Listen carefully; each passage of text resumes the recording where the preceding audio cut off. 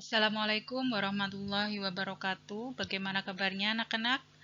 Semoga semuanya tetap sehat ya dan selalu dalam lindungan Allah. Sebelum kita mulai kelas kita hari ini, ada baiknya kita awali dulu dengan membaca Bismillah dan doa sebelum belajar ya. Bismillahirrahmanirrahim. Robbi zidni ilma warzuqni fahma. Amin. Baik. Kegiatan hari ini akan saya jelaskan tentang working with prototype. Kenapa saya harus jelaskan ini? Ya karena tugas besar kalian nanti akan ada hubungannya dengan penjelasan saya kali ini, yaitu membuat sebuah sistem IoT. Oke. Prototype itu apa sih? Siapa yang pernah dengar prototype?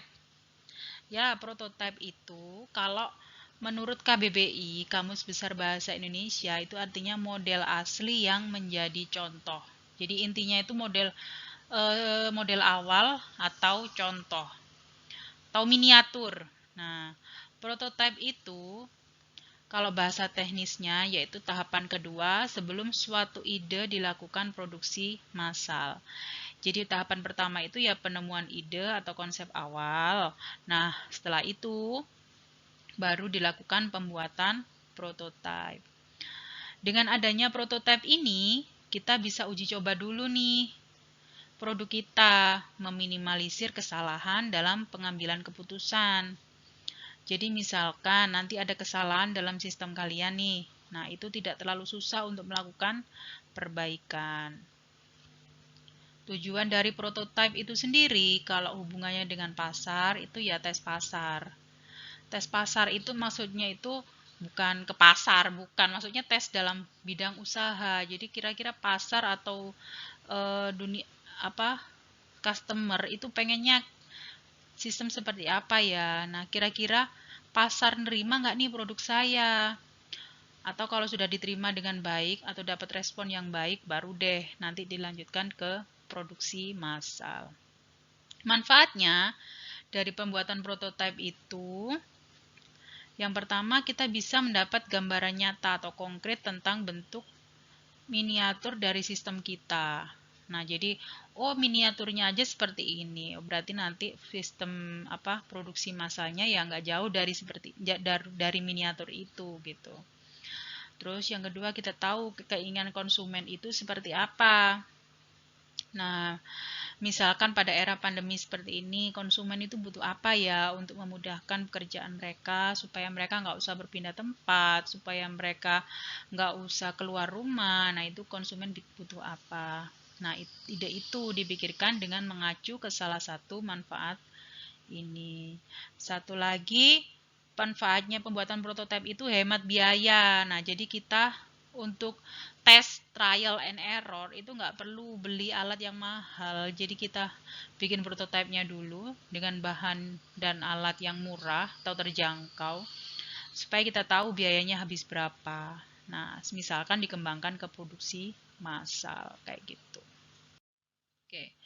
Next.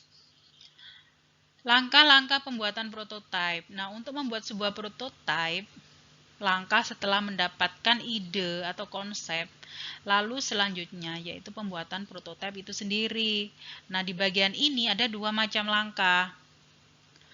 Nah, yang pertama idealnya prototipe itu bersifat homemade, maksudnya dibuat manual, belum pabrikan. Ya, alat dan bahannya aja yang pabrikan, tapi sistem pengkabelan dan lain-lain itu masih manual. Jadi ya sifatnya homemade. Terus di bagian ini apa saja yang harus kalian lakukan?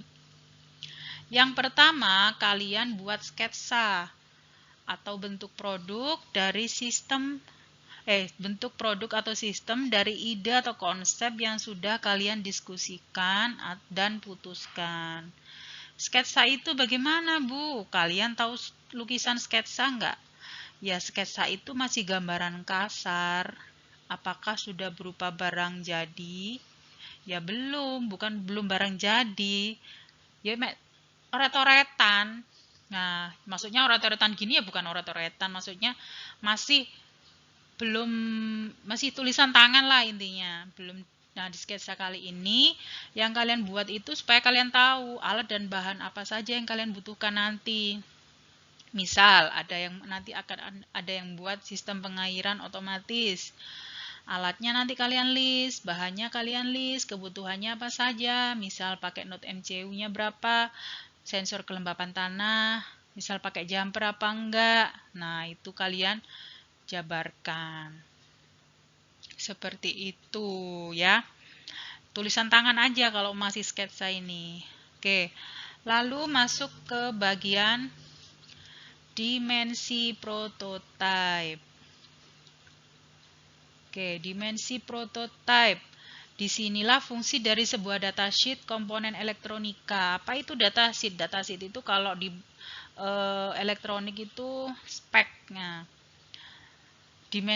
Dimensinya. Nah, setelah kalian bikin sketsa kasar, barulah di sini kalian buat dimensioningnya. Dimensinya berapa sih? Node MCU itu panjangnya berapa, lebarnya berapa, lalu harus dipasang di dekat sensor apa enggak, misalkan nanti pakai sensor. Nah, kalau dekat nanti berapa jaraknya, kayak gitu. Jadi seperti peletakan di sistem itu seperti apa. Contohnya kayak gini nih. Nah, ini sistem sepertinya kayaknya sistem temperatur air kayaknya ya. Nah, itu sebentar. Kayak gambar di sini. Nah, itu kalian buat sesuai dengan sistem kalian sendiri. Jadi nanti kan kalian misalkan bisa di sistem kalian ditaruh di suatu papan atau kotak misalkan. Kotaknya entah dari kayu atau dari apa itu terserah kalian. Yang mudah didapat, yang murah itu terserah kalian. Nah, kan peletakan dari komponen di dalamnya itu harus diatur.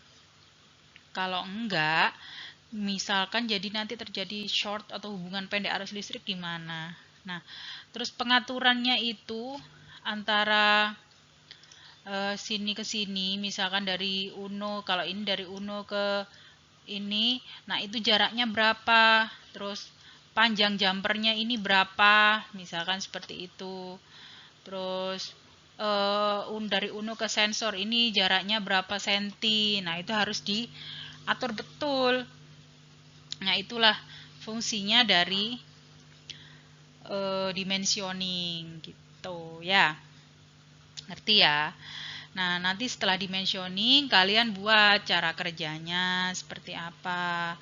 Untuk bagian ini bisa kalian list aja atau ditulis tapi harus per poin.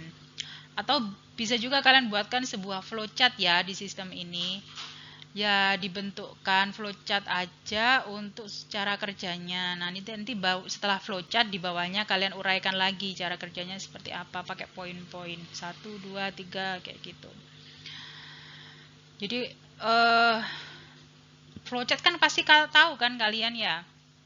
Nah, flowchart itu kan mulai start atau mulai terus dikasih penjelasan di bawah, di bagian bawah, tapi bukan kalau flowchart kan isinya singkat kan. Nah, baru kalau penjelasan flowchart baru agak panjang enggak apa-apa, tapi jangan terlalu panjang. Kalau terlalu panjang enggak ngerti yang baca gitu ya. Terus selanjutnya apa? Baru sampai N, nanti akhir sistemnya seperti apa. Gitu. Nah, untuk mengerjakan ini itu nggak boleh sendiri-sendiri, harus sudah tim ini. Jadi dibagi nanti ini yang bagian membuat sketsa siapa, terus didiskusikan lagi. Ini gimana? Misalkan di Rahma yang bagian membuat sketsa, nanti Rahma diskusi dengan yang lain. Misalkan diskusi dengan kelompok yang ini bagaimana, sudah betul apa belum sketsanya atau kurang atau seperti apa, kayak gitu. Oke, sampai di sini dulu penjelasan part 2-nya ya. Kalau part 1 tugas part 1 kan kemarin ide atau konsep. Nah, ini part 2-nya. Minggu depan kalian buat sketsa atau produk dan dimensinya ya. Maksudnya itu pengumpulannya udah minggu depan. Jadi kalau gini, saya breakdown lagi. Tanggal 12 Agustus kemarin part 1 kan, tugas part 1, ide atau konsep. Nah, Kalian mengumpulkannya kan sampai tanggal 18 Agustus. Nah, hari ini nih 19 Agustus, ini part 3. Kalian membuat sketsa atau produk sistem yang serta dimensinya. Jadi ada sketsa, ada dimensioningnya nanti. Jadi ada dua apa namanya? Dua sub tugas. Ada sketsa, ada dimensioningnya.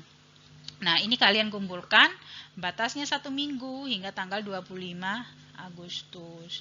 Nah, baru nanti 26 Agustus kalian kerjakan yang cara kerja sistem. Cara kerja sistem kalian kerjakan 1 minggu juga, batasnya hingga tanggal 1 September. Nanti tanggal 2 September akan saya jelaskan part selanjutnya setelah ini, atau langkah-langkah setelah homemade ini, langkahnya apa lagi nanti saya jelaskan di video selanjutnya. Jadi tanggal 26 Agustus itu nanti saya nggak share video, itu kalian sudah otomatis kalian mengerjakan cara kerja sistem. Jadi setiap minggu harus ada progres pengerjaan. Jadi dari ide, setelah ide, sketsa atau produk dan dimensi. Minggu selanjutnya cara kerja terdiri dari apa saja tadi, flowchart dan uraian cara kerjanya. Nah, nanti setelah tanggal 2 September akan saya jelaskan part selanjutnya apa saja. Oke ya. Jika kurang jelas bisa kalian ulangi lagi video ini. Pengumpulannya bisa langsung ditaruh di Google Classroom. Terus yang mengumpulkan itu koordinator kelompoknya, kelompok masing-masing koordinatornya, itu saja yang mengumpulkan. Yang lainnya tetap harus absen dengan assign ya, dengan assign nanti absen. Nah, nanti nilainya dari situ nanti saya nilai semua, jadi nggak koordinator saja yang saya nilai. Nanti semua yang sudah absen itu saya nilai, itu termasuk dari keaktifannya gitu ya. Oke. Selamat bekerja bersama kelompok, gak usah geng-gengan. Kalau udah ganjil ya ganjil, genap ya genap. Ojo dicampur-campur, nanti kalau sudah waktunya masuk, waktu ganjil dan waktu genap akan susah ini kalau kerja gitu ya. Pokoknya ini adalah kerja tim, jadi koordinator itu harus sebisa mungkin membagi pekerjaan ini ke semua tim. Jadi tugas ini bukan tugasnya koordinator aja, jadi semuanya itu harus ngerti. Nanti di akhir, biasanya di tengah semester itu saya tes atau tes lisan, saya kasih tes lisan, kamu ngerjakan apa, si A ngerjakan apa, si B ngerjakan apa, dan dia harus mengkomunikasikan ke saya, mempresentasikan ke saya secara pribadi, langsung face to face nanti ya. Nanti biasanya seperti itu. Jadi harus kompak, koordinator harus bisa menjadi the real koordinator ya, harus bisa menjadi the real leader dan bisa membawahi teman-temannya, ngajari teman-temannya, pinter satu, pinter semua kayak gitu. Oke, saya akhiri dulu. Terima kasih sudah menyimak video ini. Tetap semangat belajar, jangan lupa selalu jaga protokol kesehatan dimanapun. Nanti tanggal berapa? 2 September akan ada part selanjutnya, lanjutannya. Oke? Salam sehat. Wassalamualaikum warahmatullahi wabarakatuh.